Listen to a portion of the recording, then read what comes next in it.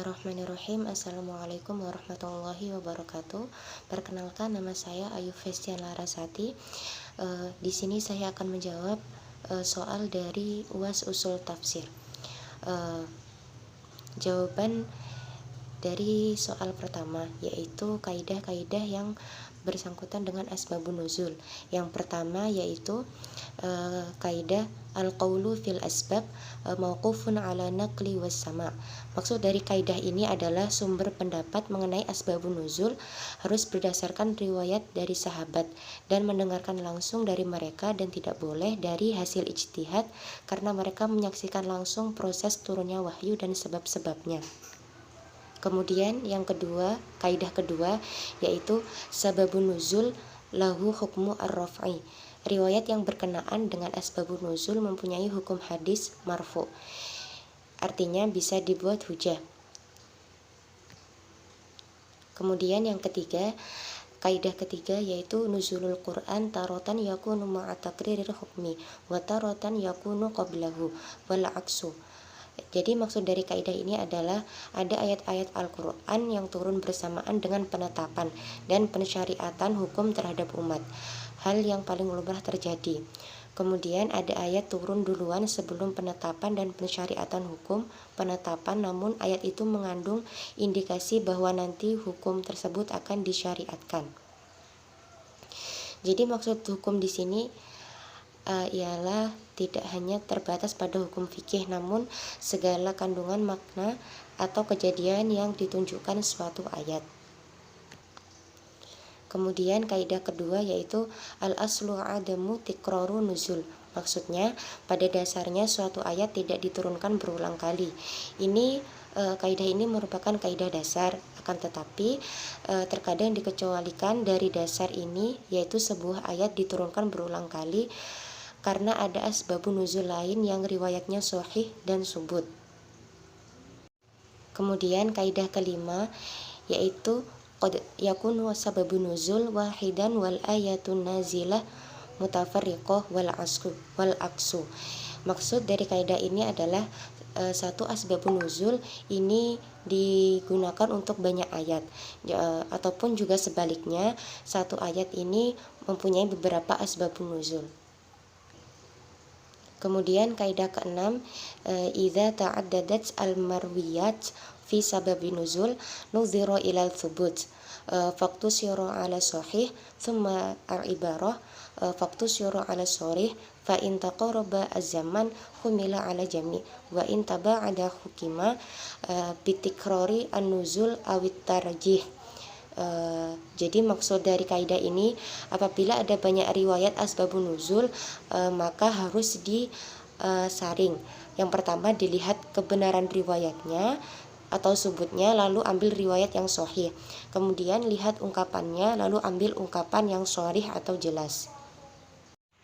Kemudian yang kedua, tafsir Al-Quran menggunakan metode linguistik.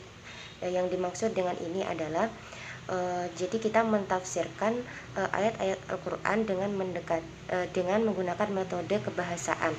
Metode kebahasaan di sini yaitu bisa jadi di sini kita mempelajari bahasa-bahasa Arab, kemudian mempelajari tentang ilmu-ilmu nahwu, kemudian ilmu ma'ani dan ilmu bayan dalam balaghah. Karena hal ini akan dapat memudahkan kita dalam mentafsirkan Al-Quran, karena pada dasarnya mentafsirkan Al-Quran tidak bisa dengan secara memahami kalimat-kalimat harfiahnya saja. Kemudian contoh-contoh dari kaidah penafsiran dengan corak linguistik yang pertama adalah fi taksiril Quran bi muqtada al-lughah yura'i al-ma'na al-aghlab wal ashhar wal afsah duna syadhi au qalil. Kemudian kaidah kedua, qad yatajadzabu al-lafdh al-wahida al-ma'na wal i'rab fayutamassak bisihhati al-ma'na wa yu'awwalu lisihhati al-i'rab. Kemudian yang ketiga, kaidah ketiga yaitu kullu ma'na mustambat minal Qur'an ghairu jarin ala lisani al-arabi falaysa minal ulumi Qur'an fi syai'in. Kemudian kaidah keempat, la yajuzu hamlu al-fat al-kitab ala islahin hadis. Kemudian soal yang ketiga, yang dimaksud dengan kaidah idza rattaba asyari al-hukma ala wasfin munasibin fa inna dzalika yadullu ala anna thubutahu li ajlihi. Jadi maksud dari kaidah ini adalah mengungkapkan hukum setelah adanya sifat yang sesuai dengan hukum tersebut. Kemudian hal ini menunjukkan bahwa hukum tersebut ditetapkan karena sifat itu. Contohnya yaitu dalam ayat wasariqu wasariqatu faqta'u aydiyahuma jazaa'an bima kasaba nakala minallah wallahu azizun hakim. Ayat ini menunjukkan hukum potong tangan disyariatkan karena perbuatan mencuri, yaitu kemudian mencuri di sini sebagai ilat hukum. Kemudian soal yang keempat yaitu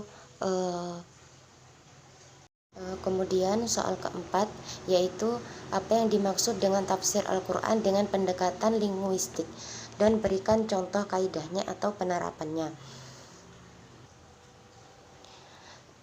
Kemudian jawabannya, karena tadi yang pengertian dari tafsir berhubung pengertian dari tafsir Quran dengan pendekatan linguistik telah saya jelaskan pada soal nomor 2. Di sini saya akan menjawab dari contoh dari kaidah tafsir Al-Quran dengan pendekatan linguistik. Contoh dari kaidah yang pertama sendiri yaitu dari ayat la yadzuqu fiha barda wala syaraba, yang artinya mereka tidak merasakan kesejukan di dalamnya dan tidak pula mendapatkan minuman. Jadi di sini sebagian ulama menafsirkan kata al-bardu atau bardau dalam ayat tersebut dengan kata an-naum yang berarti tidur. Maka seperti ini penggunaannya dalam bahasa Arab, sedikit penggunaan dalam bahasa Arab. Sedangkan makna yang masyhur atau yang terkenal dari kata bardu sendiri adalah mendinginkan suhu tubuh, sehingga kata minum tadi dengan kata tidur tidak memiliki kesesuaian dengan makna awal. Maka dari itu di sini kita tidak boleh mengambil makna kata bardu dengan kata naum. Kemudian contoh dari kaidah yang kedua yaitu ayat innahu ala raj'ihi laqadir yauma tublas sarair. Pada ayat tersebut dhorof atau keterangan waktu yang berupa lafadz yaum, jika dilihat dari maknanya maka dhorof tersebut berta'alluq atau bersambung pada masdar yang berupa lafadz ar-raj'u.